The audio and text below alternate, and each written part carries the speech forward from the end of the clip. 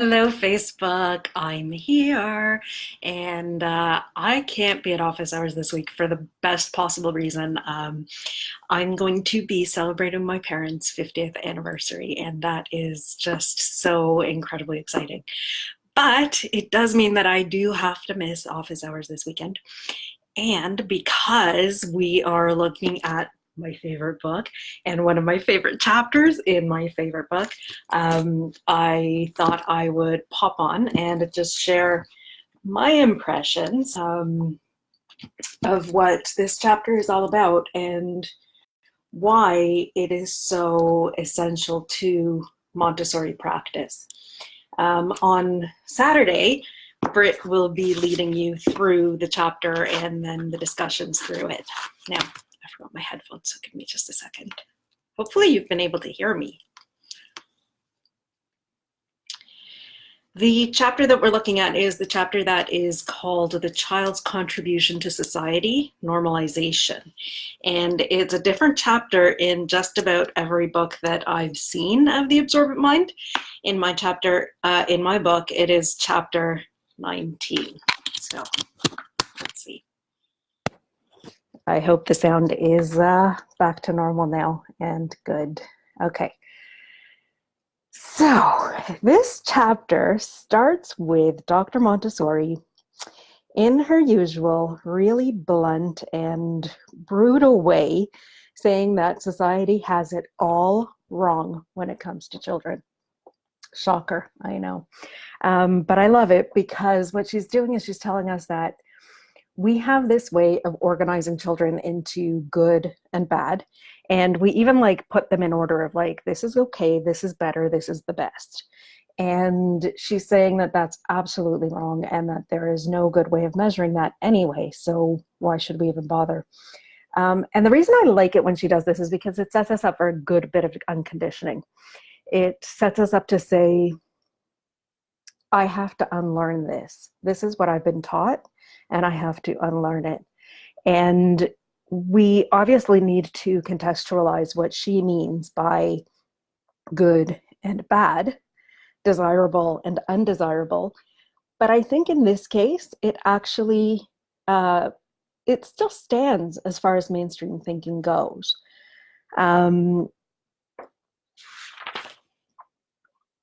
So the problem, she says, on page 202 of my copy, is this means that the world has not yet been able to evaluate the good and the bad traits in child character, nor those which supersede them.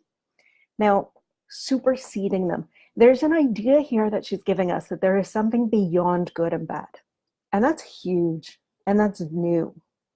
There is something beyond good and bad when it comes to child character.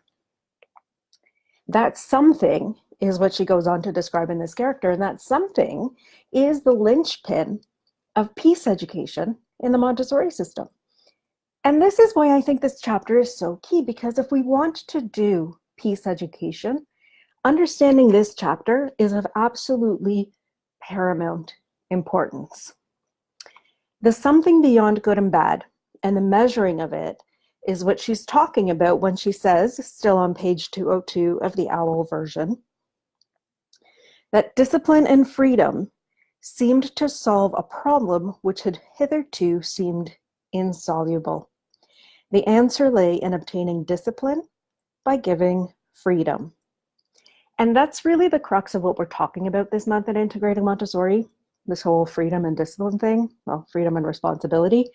But that's what she's saying, is that you have to obtain discipline by giving freedom. That right there, that one sentence is the key to peace education. It is the key to Montessori. And it's also one of the hardest things for us as adults because it's not about us. It's not about us. It's worth noting that this is a process that was observed universally by Dr. Montessori throughout her 50 years of work. It continues to be observed by all of those of us who follow in her footsteps. It wasn't a one-off. It wasn't an anomaly. It's not culturally specific. It's not temporally specific. It happens everywhere, and it has happened continuously over the last century and a half. So this is something that really goes very deep into the nature of humanity itself.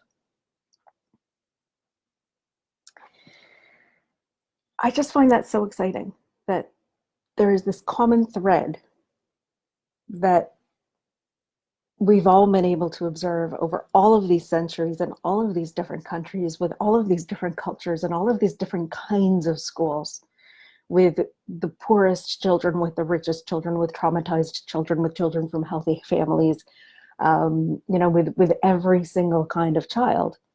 This is a process that has been seen over and over again when the children are in the right conditions. And we know that this doesn't have anything to do with adults because she tells us it does not help to reason with the children. When we want the children to behave in a certain way, it does not help to reason with them. And how many times have we all said that, right? Like, I've told them so many times. They just won't listen. I keep telling them. But the thing is that they don't listen. And it does not help to reason with children because this whole process has absolutely nothing to do with any action that the adult can take. And it has everything to do with the child's capacity to integrate all the various aspects of personality, character, skill, and ability. It happens through, as she puts it, page 203, it happens through active experiences in the real world to which the child is led by the laws of nature. In other words, it happens when they can practice doing purposeful work that they have found themselves by following their own drives. And the result of this work is that thing that supersedes the good and the bad. And her greatest discovery is that this kind of work led to a unique type of child. A unique type of child appears, she says, a new child, but really it is the child's true personality, allowed to construct itself normally. To me, that brings to mind what she talks about in the first chapter of this book when she's talking about the new man. The quote there is, "The new man who will no longer," oops, wrong page, sorry. "The new man who will no longer be the victim of events, but thanks to his clarity of vision, will become able to direct and mold the future of mankind." That new man is constructed and created by that new child. And that new child is created and constructed by their ability to do that purposeful work within environments that are prepared for that child. And she says it right there on page 204. She says, "This is the most important single result of our whole work." And she gives it the name of normalization. Normalization because it is becoming normal.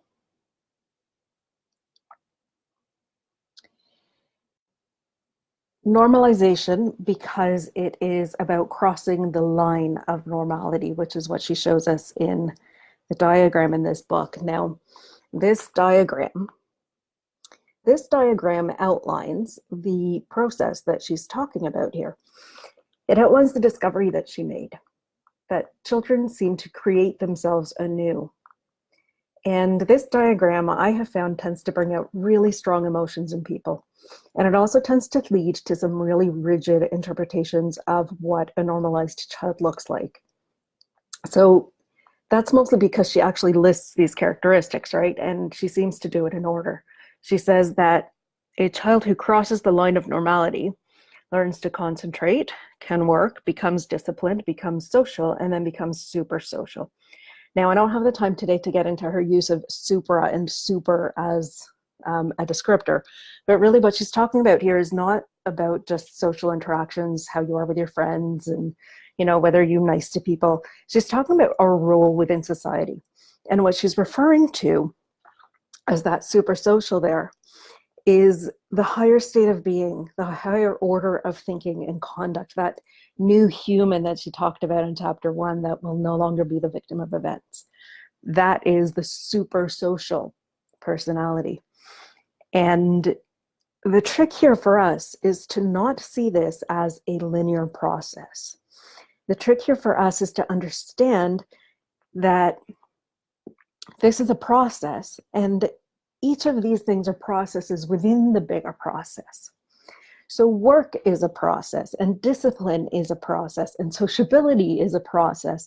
And the child goes back and forth. And sometimes the child crosses right back over that line to caprice and disorder and timidity, and all the way back to extra social. And that means being outside of society, being an outcast, being withdrawn, or not being able to participate.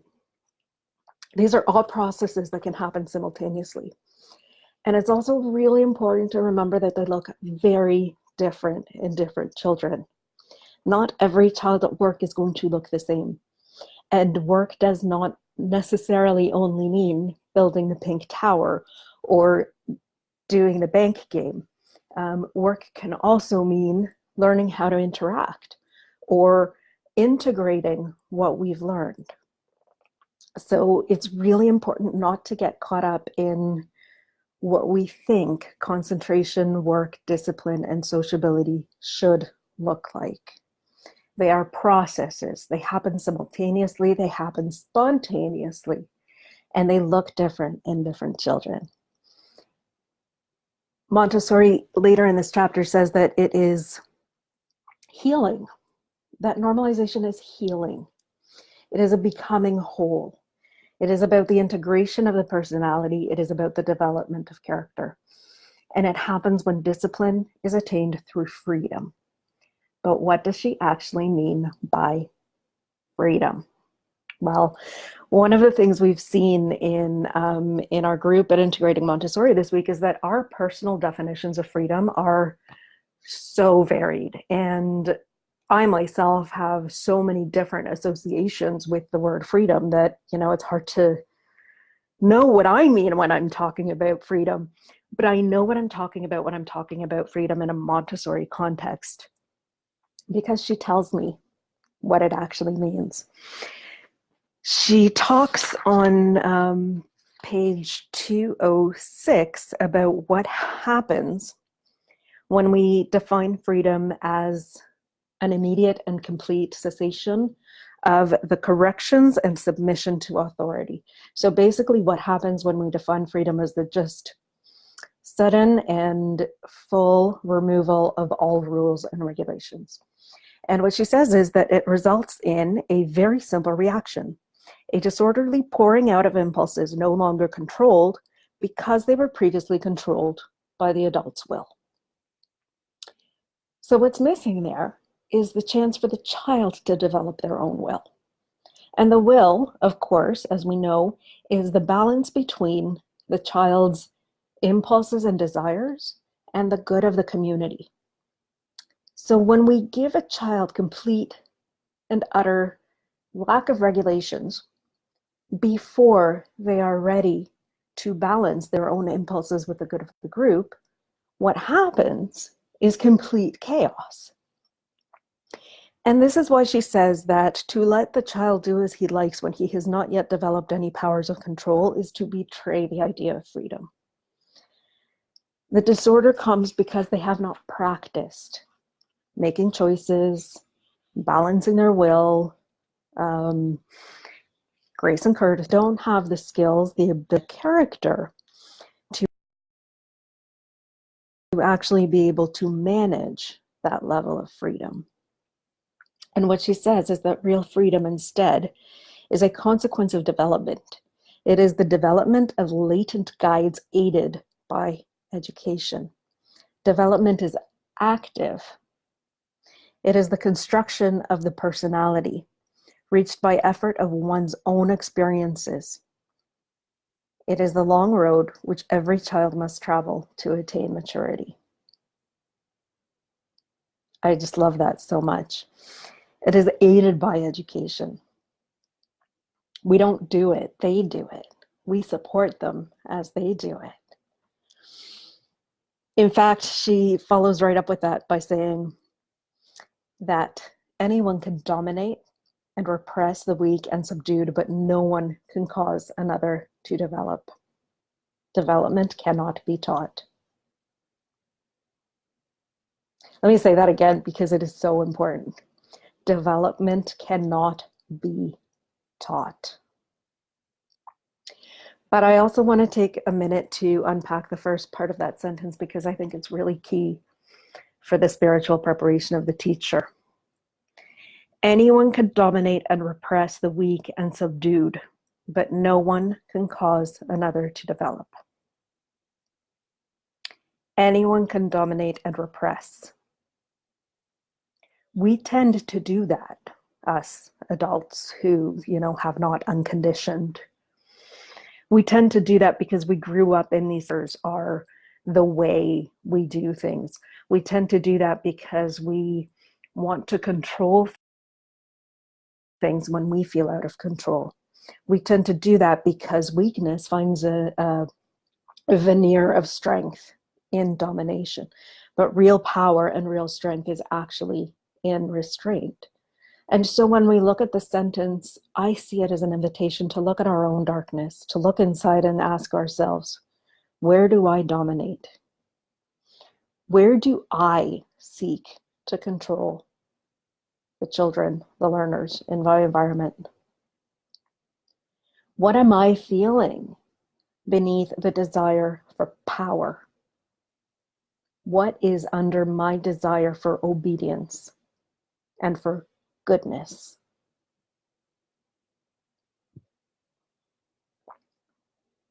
This is the kind of unconditioning that Dr. Montessori is constantly inviting us to do so that we can come to the children lighter and with a fuller knowledge of ourselves.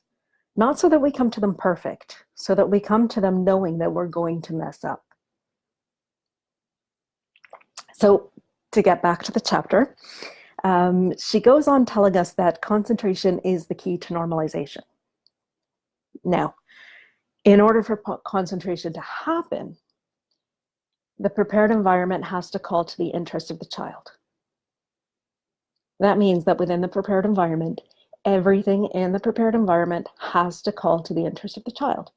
If it doesn't call to the interest of the child, it doesn't belong in the prepared environment. The reason for that is that when the child is driven by their inner instincts to a particular object, and they are not distracted by a whole bunch of different superfluous things that are still calling to them, then they can follow that interest. And what happens is that they develop a deeper attention. And that deeper attention, combined with the controlled and purposeful movement of the activity, is where we see the hand and the mind working together. And those two working together is what prepares the child for concentration. Concentration is not just occupation, it's not just busyness. What she tells us is that the essential thing is for the to arouse such an interest that it engages the child's whole personality. If it's not engaging the whole personality, the child is not concentrating. And again, concentration will look different for different children. This, she says, this is not the point of arrival. It is the point of departure, after which freedom of action consolidates and develops the personality. So what we're seeing here is that first we need the prepared environment, and the prepared environment has to draw the interest of the child. The interest of the child will lead to a deep attention, which combined with movement will lead to concentration. And that's when normalization begins. And then freedom follows from that. And what follows along with that freedom is, she says here on page 207, that what follows is spontaneous discipline, continuous and happy work, social sentiments of help, and a sympathy for others. And that's basically her reiterating the chart, right? But it's not the exact same words. And I think that's really important because we get stuck on those words. These words are a little bit different and they're in a different order. Spontaneous discipline, continuous and happy work, social elements of help and sympathy. And again, these are not going to look the same for every child, but these are the steps for peace education through moral development. Social sentiments of help and sympathy, together with that whole idea of the new man who will not be a victim of circumstances, that is peace education. That is the end goal of Montessori. And she closes off the chapter by saying that one is tempted to say that the children are performing spiritual exercises, having found the path of self-perfectionment and of ascent to the inner heights of the soul. And there we have it. Normalization is the path of self-perfectionment. It is the ascent to the inner heights of the soul. And I am going to leave you with this final thought from Philip Gang, his definition of normalization. And Philip is the first to say that even after his probably 50 years in Montessori now, he is still struggling to understand what normalization is. And the definition that he's finally settled on is that normalization is the unencumbered, unconditioned response to being in communion with one's environment. And I just absolutely love that. So thank you so much for being here with me. Tatenda, hi Tatenda. Thank you for addressing freedom. It is something I have struggled with as a teacher. What really is freedom? And to what extent can I have the freedom to be able to learn and respect the role of the adult? Yeah, well, I think I talked enough about that. And I think, what I gather from these readings is that the amount of freedom has to be responsive to what is going on in the environment. We can't just go in and say every classroom needs to have this amount of freedom. The same classroom will not have the same amount of freedom from day to day if it is a truly responsive environment. And that's our job, is to figure out when do we step in and when do we not step in. And she gives us a lot of hints in the books about when to step in. And usually it's when the materials are being harmed and when other children are being harmed. And beyond that, I think it's really about having that trusting relationship with the children and knowing what the stages of normalization look like in your own environment with the children that you have with you. And that brings us right back to the importance of observation. Because if we're not observing, if we're not watching the children to see what normalization looks like for them, then we're going to miss it. And we're going to interrupt in the worst possible time. And, they're very resilient, so they'll be fine. But then we'll be beating ourselves up for having messed up, right?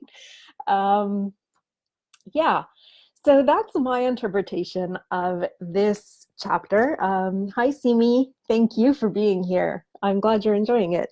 And on Saturday night, Britt will be giving you her interpretation of this incredible chapter. And she will be guiding the members of Integrated Montessori through a discussion of the chapter itself, and then also through a discussion of these more practical pieces and these practical things, the way we actually work in our environments. She will help people figure out what they're struggling with and come to a better understanding of how to make it work in their own specific situations. So if you would like to join in on Saturday, just go to integratingmontessori.com and fill out the form, and we would love to have you along.